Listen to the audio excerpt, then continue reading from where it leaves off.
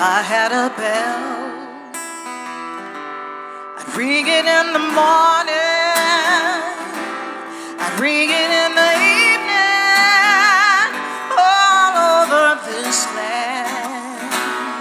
I'd ring out danger, I'd ring out a warning, I'd ring out a love between my brothers and my sisters.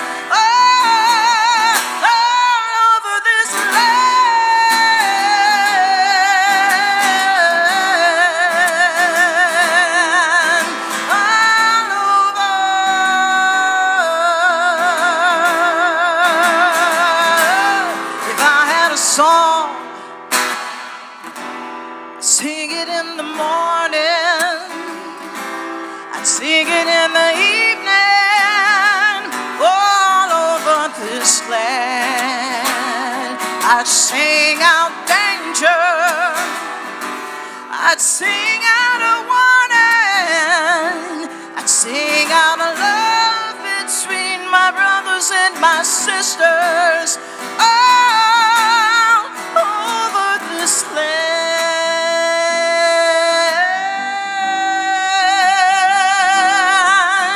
all over.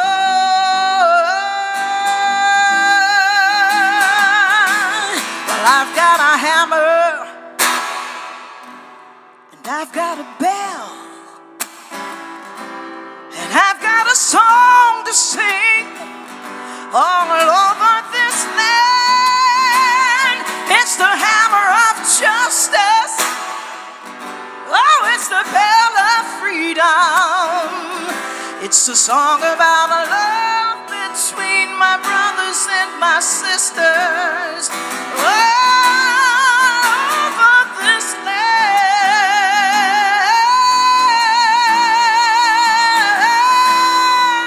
All over.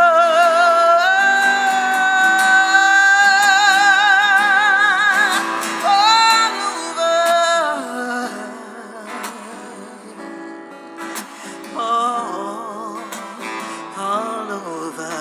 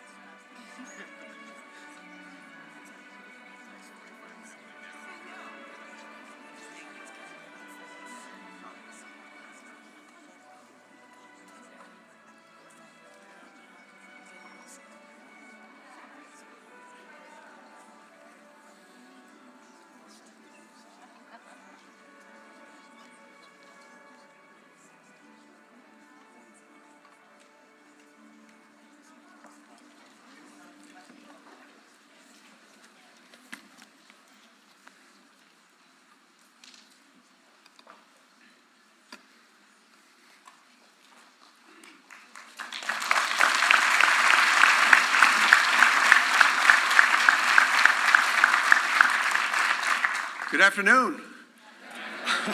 I'm Mark Updegrove, the President and CEO of the LBJ Foundation. Welcome to our commemoration of the 60th anniversary of the Civil Rights Act of 1964.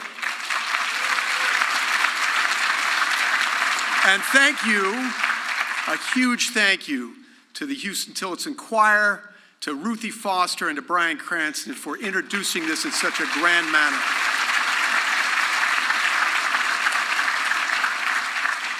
The walls of the LBJ Auditorium once again echo with history and voices from the past.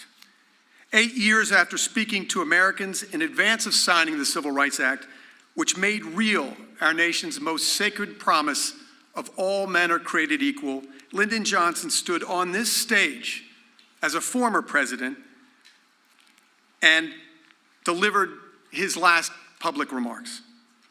Battling a weak heart, President Johnson defied doctors' orders to give a keynote address at a civil rights symposium he had convened to talk about the state of race in America. He had something to say, and he was determined to say it. Until we overcome unequal history, he declared, we can't overcome unequal opportunity. There is work still to be done, so let's be on with it. The work would fall to others.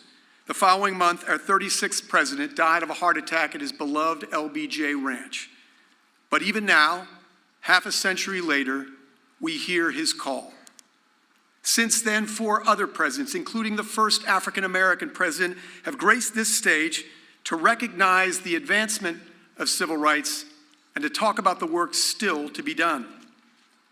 Today, we are deeply honored to welcome the 46th president, Joe Biden, who has made the central cause of his presidency the preservation and strengthening of democracy and has pursued a policy of equity for all, including people of color and others who have been historically underserved, marginalized, and adversely affected by persistent poverty and inequality. Among the many things he has done is to appoint the first black woman, Ketanji Brown Jackson, to the U.S. Supreme Court,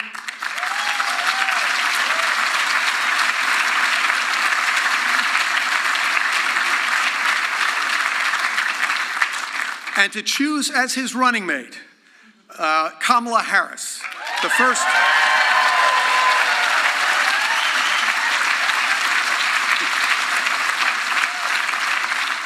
black woman, South Asian American to hold the vice president, but you already knew that.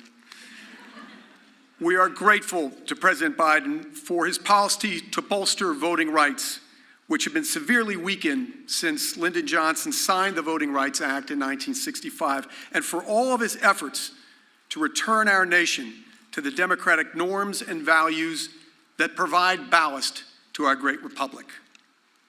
Dr. Martin Luther King said, "The arc of the moral universe is long, but it bends toward justice." America is at its strongest when justice prevails, and when the winds of change make our country more united, more inclusive, more righteous. The Civil Rights Act we commemorate today, as well as the Voting Rights Act and Fair Housing Act, all championed and signed by Lyndon Johnson, are on exhibition in the LBJ Library's Great Hall just above us. Those transformative laws are surrounded by iconic photographs of the activists who held the front lines of the civil rights movement, and whose unyielding fearlessness in the face of racial tyranny helped bend the arc of the moral universe toward justice and a more perfect union. Among them is Andrew Young, who stood by the side of Martin Luther King Jr. as a lieutenant in the movement they forged as much as any. Upon awarding Ambassador Young the Medal of Freedom, President Jimmy Carter said, "Andy Young is the brightest star lieutenant in the movement they forged as much as any." Upon awarding Ambassador Young the Medal of Freedom, President Jimmy Carter said, "Andy Young is the brightest star in the American firmament. He's a man who represents integrity and understanding, humility and purpose. He has carried on well the heritage of Martin Luther King." To introduce the President of the United States, ladies and gentlemen, please join me in welcoming Ambassador Andrew Young.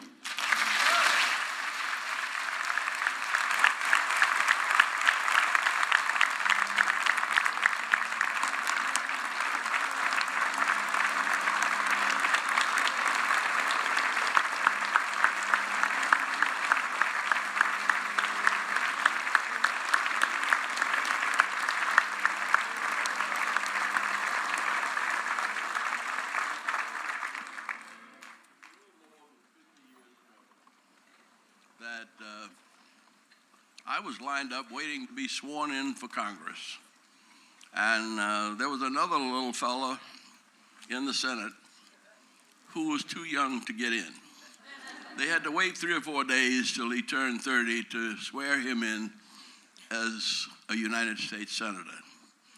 For the last 50 years, he has devoted himself to fulfilling the dreams of the American people, all of them, rich, poor, black, white, red, green, gay, straight, whatever we are. And I'm here reminding you that if you live long enough, all of us are going to be handicapped one day. But few people have been able to thrive and succeed in the midst of so much pressure and tension and responsibility as Joe Biden. And I was thinking what I should say, and I said that maybe Ray Charles said it best when he started his recording of America the Beautiful with the 3rd verse of that song. And it said, "Oh, beautiful for heroes proved."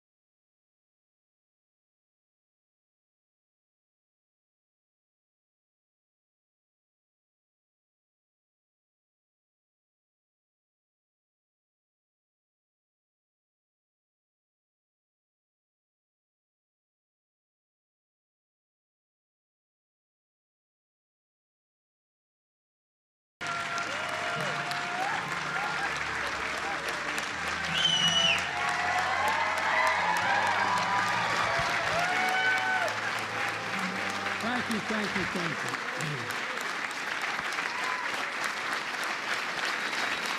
Thank you.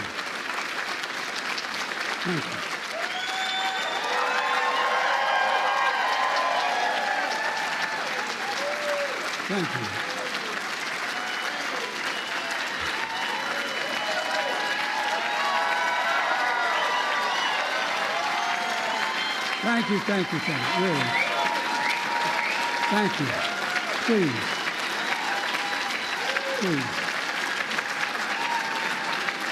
Thank you, Mr. Ambassador. Mr. Ambassador, thanks for that introduction, and above all, for your friendship over the years. There's literally one word that comes to mind every time I think of Andy Young. The word's integrity, absolute integrity. And thank you to the Johnson family for carrying forward the legacy of a truly great president and first lady. Your mom was incredible as well.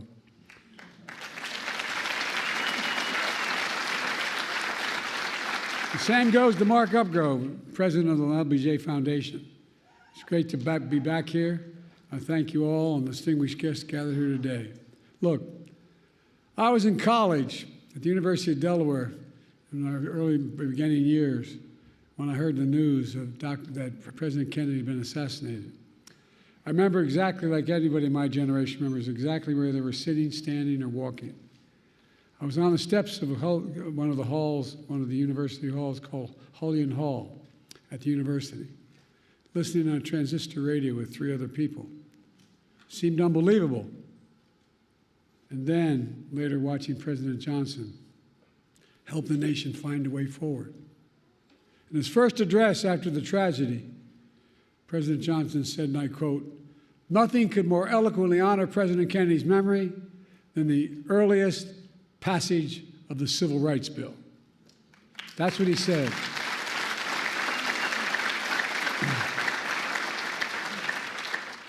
As a kid coming up, I always admired President Johnson for his public service, whether it was a school teacher in South Texas, master of the United States Senate, historic vice president and president. His philosophy was simple. In a great society, no one should be left behind. He'd say, "It's time for us to come to see that every American gets a decent break and a fair chance to make good." And as Andy Young said, President Johnson met repeatedly with the civil rights leaders and built a coalition to bring that vision to life. And he did. He brought it to life. Over 50 years, the LBJ Foundation has convened this symposium to reflect one of the crowning achievements, the Civil Rights Act of 1964, a defining moment that has since opened doors of opportunities for all Americans, regardless of race, sexual orientation, gender identity, religion, national origin. Together with the Voting Rights Act and the Fair Housing Act, these three landmark laws he signed are remarkable in their scale and their scope. Taken together, these three acts have made this nation fundamentally more fair, fundamentally more just, and most importantly, fundamentally more consistent with our founding principles. For real. And we're a better nation because of them. We must be clear. Their work, our work, is not done. It's not done. We do not celebrate these laws as part of our past, but as critical components of our future.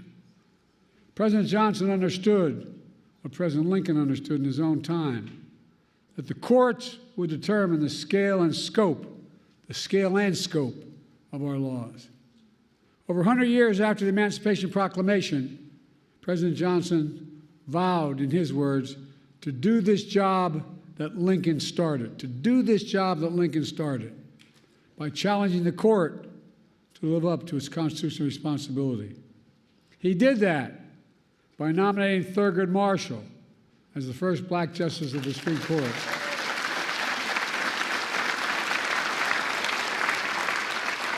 And by aggressively defending civil rights throughout the courts. But now, we live in a different era. In recent years, extreme opinions that the Supreme Court has handed down have undermined long-established civil rights principles and protections. In 2013, the Supreme Court in Shelby County case gutted the Voting Rights Act, opening the floodgates to a wave of restrictive voting laws that have seen states across the country pass. In 2022, the court overruled Roe v. Wade and the right to choose that had been the law of the land for 50 years. 50 years. The following year, the same court eviscerated affirmative action, which had been upheld and reaffirmed for nearly 50 years as well. And now, there's an extreme movement and agenda called Project 2025. Well, by the way, they're serious, man. They're planning another onslaught attacking civil rights in America. For example, Project 2025 calls aggressively attacking diversity, equity, and inclusion all across all aspects of American life. This extreme MAGA movement even proposes to end birthright citizenship. That's how far they've come. End birthright citizenship, which if you're born in America, you're an American citizen. That's how extreme these guys are. This issue and so many other civil rights that Americans take for granted are likely to come before the court in the years to come. And most recently and most shockingly, the Supreme Court established in Trump versus the United States a dangerous precedent.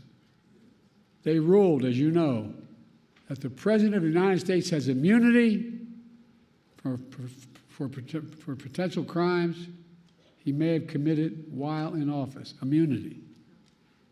This nation was founded on the principle there are no kings in America. Each of us is equal before the law. No one is above the law. And for all practical purposes, the court's decision almost certainly means that the president can violate their oath, flout our laws, and face no consequences. Here's what Justice Sotomayor, Supreme Court Justice, wrote in her dissent, and I quote, "Under the majority's reasoning, the president now will be insulated from criminal prosecution. Orders a Navy SEAL Team 6 to assassinate a political rival. Immune. Organizes a military coup to hold on to power. Immune. Takes a bribe in exchange for a pardon. Immune. In every use of official power, the president is now a king above the law." Just what Justice Sotomayor wrote in her dissent. Folks, just imagine what a president could do in trampling civil rights and liberties given such immunity.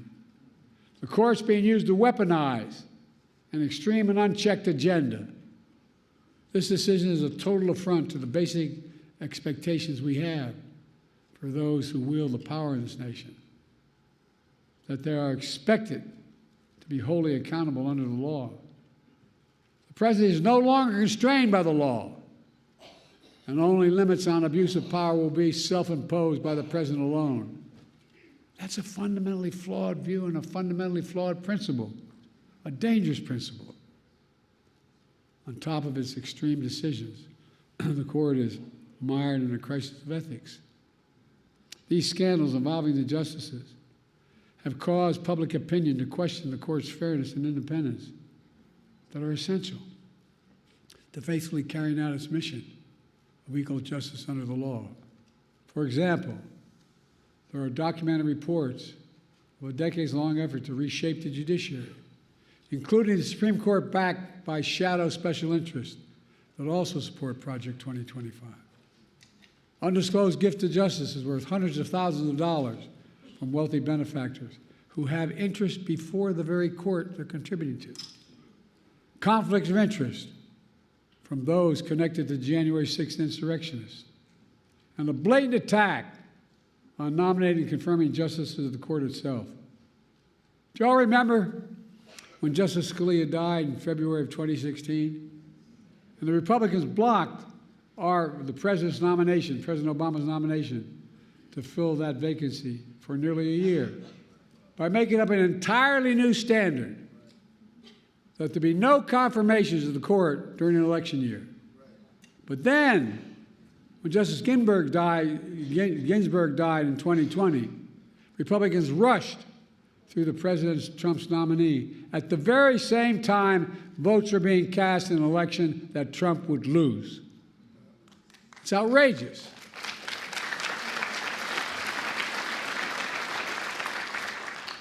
I know I don't look it, but I served in the Senate for 36 years,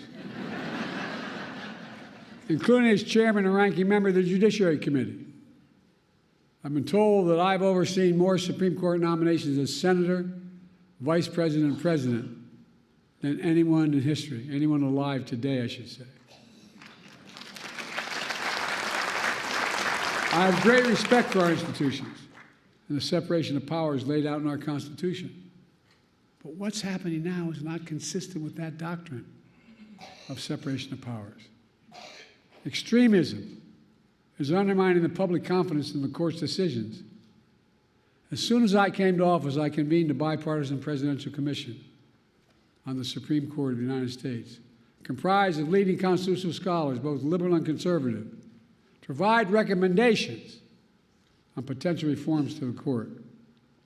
I've been careful in these deliberations because these are serious, serious decisions.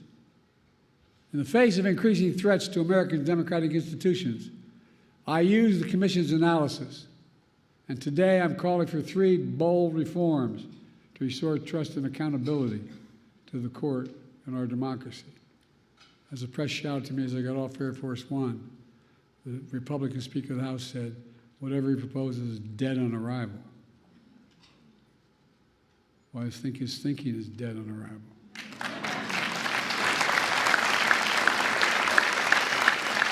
First, I'm calling for a constitutional amendment called No One is Above the Law Amendment.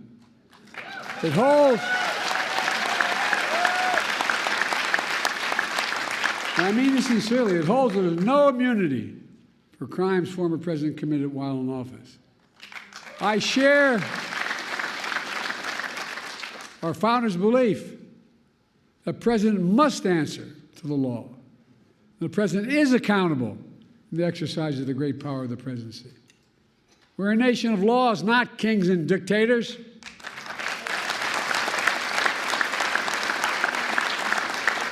The decision can be boiled down to the title of one case, Trump versus the United States. The court asserted it was making a ruling for the ages. That isn't true. The court made a ruling for one, a former president. No other president in our history has asked for this kind of immunity for criminal actions. And no president, no former president, not me, not one, has and should have been given any exception to this with such immunity. The second thing I'm asking for, we've had term limits for presidents of the United States for nearly 75 years after the Truman administration. And I believe we should have term limits for Supreme Court justices of the United States as well.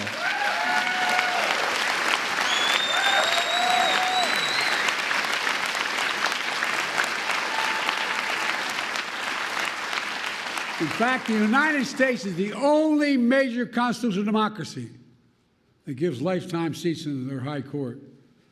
Term limits would help ensure that the court membership changes with some regularity.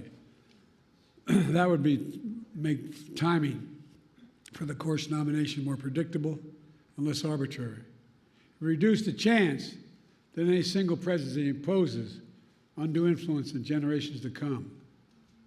The bipartisan commission I convened analyzed various term limit structures. Based on their report, I believe the best structure is the 18-year term limit. That would help ensure the country would not have what it has now, an extreme court that's the product of an attack on the confirmation process that's been weaponized by those seeking to carry out an extreme agenda for decades to come. By the way, these guys mean it. These guys mean it. Project 2025 is real. They mean it. Third, I'm calling for a binding code of conduct for the Supreme Court.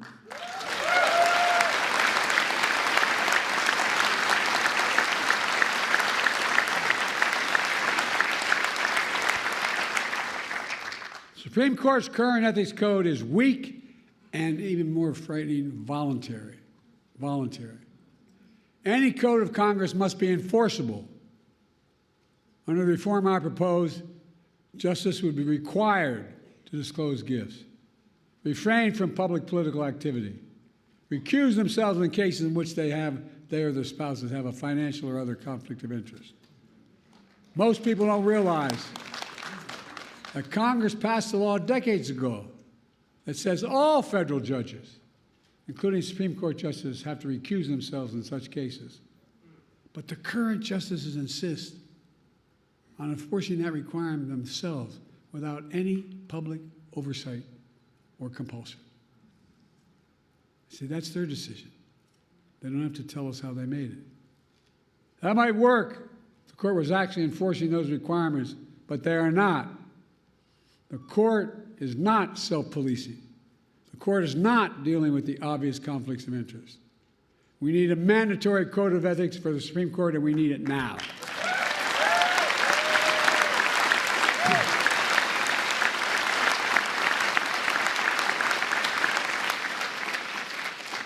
My fellow Americans, based on all my experience, I'm certain we need these reforms. We need these reforms to restore trust in the courts, preserve the system of checks and balances that are vital to our democracy. There are also common sense reforms that a vast majority of the American people support, as well as leading constitutional law scholars, progressives, and conservatives. I look forward to working with the Congress to implement these necessary reforms. A number of members of Congress are here today. Let me close with this. President Johnson signed the Civil Rights Act of 1964 just 2 days before the 4th of July. He said in that bill signing, and I quote, "This is a proud triumph, yet those who founded our country knew that freedom would be secure only if each generation fought to renew in largest meaning," end of quote. That's what I've tried to do throughout my career, inspired by the cause of civil rights.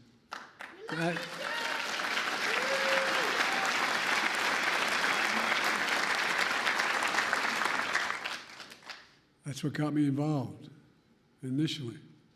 My state was a state that was segregated by law. We were one who, only reason we didn't fight in the side of the South, we couldn't get there. I'm serious.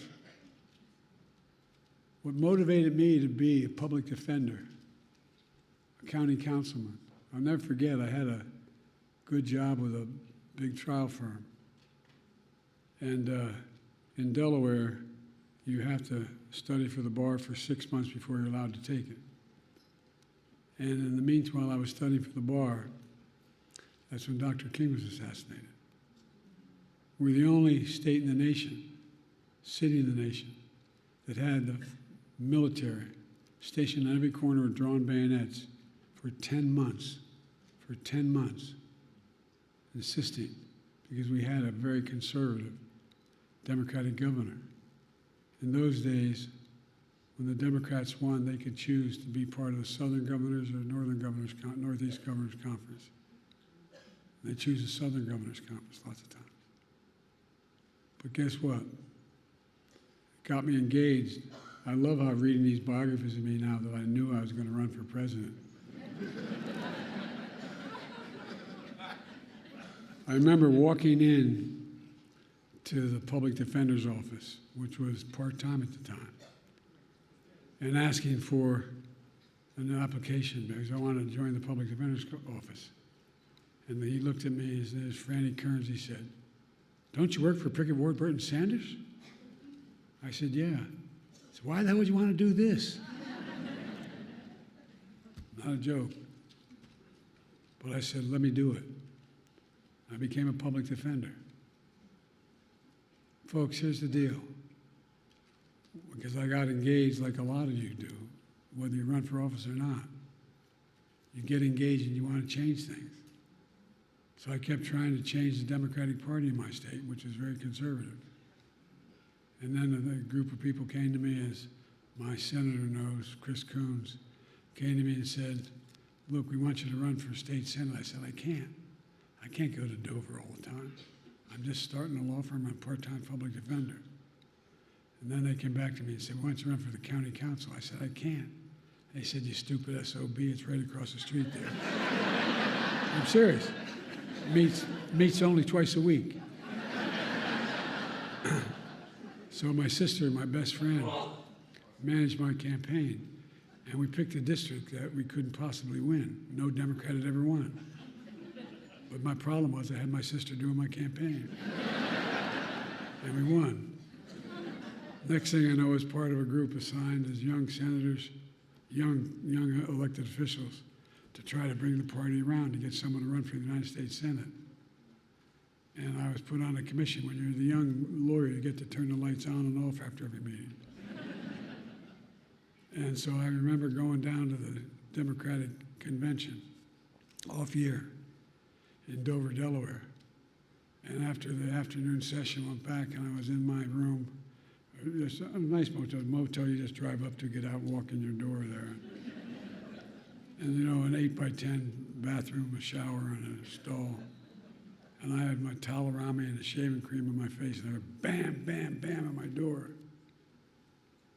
And I thought it was the guys that came down with. The guy was had a talk show named Bob Cunningham, was a big civil rights guy, and two others. So I thought it was them. I walked, opened the door. There was a former governor, former Supreme Court justice, swear to God, the state chairman, and the former congressman. And they said, we just had dinner. Well, I said, I'm sorry, gentlemen. And I walked in, I ran to the bathroom, shake the shave grip, thinking I could put something on. There wasn't anything there. I walked back out with a towel. I'm standing against a nail, a desk nail to the wall, and they're on the beds that are nailed to the headboards are nailed to the wall. 4 of them sitting across. I said, Joe, we were thinking you should run for the United States Senate. I said, gentlemen, are you serious? And they went on and made their case. I hope all of you had a professor who's enlightened his mind. I had one professor named Dr. Ingersoll, my political philosophy professor, at the University of Delaware, which is between Dover and where I was going home. So I called him, I could stop by and see him. And I said, what do you think I should do? He said, Joe, remember what Plato said. I'm thinking, what the hell did Plato say? Seriously. So Plato said, the penalty good people pay for not being involved in politics is being governed by people worse than themselves. Went home and spoke to my deceased wife. She said, look, Joe, you're working 40 hours a week trying to set up a law firm, and you're working 40 hours a week as a public defender. Get in or get out. Next thing you know, I was running. Nixon won my state by 60% of the vote. We won by a staggering 3,800 votes. My point is,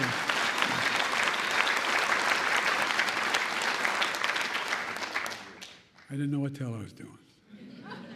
But look, and I went on to be able to be, I had to wait a little bit to be sworn in. You got to be 30 to be sworn in. And then I was the vice president, the first African-American president in American history.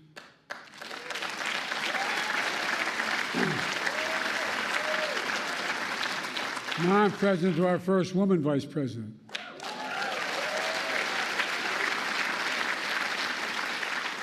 I've made clear how I feel about Kamala, and she's been an incredible partner to me, a champion of civil rights throughout her career. And she'll continue to be an inspiring leader and project this very idea of America. The very idea that we're all created equal and deserve to be treated equally throughout our lives. We've never fully lived up to that, but we've never walked away from it. We've never walked away because leaders like Lyndon Baines Johnson, my fellow Americans, in 2 years we'll commemorate the 250th anniversary of the signing of the Declaration of Independence. That July 4th of 2026 will be a moment not only about our past, but about our future. Imagine that moment and ask yourself, what do we want to be? We can and must be protected and expand our civil rights in America. We can and must prevent the abuse of presidential power and restore faith in the Supreme Court. We can and must strengthen the guardrails of democracy. We must have to remind ourselves who we are. We're the United States of America. And there is nothing beyond our capacity. Nothing when we do it together. So let's stay together, and God bless you all. Lyndon Johnson, Lady Bird Johnson, and may God bless the whole family. Ladies and gentlemen, may God protect our troops. Thank you for listening.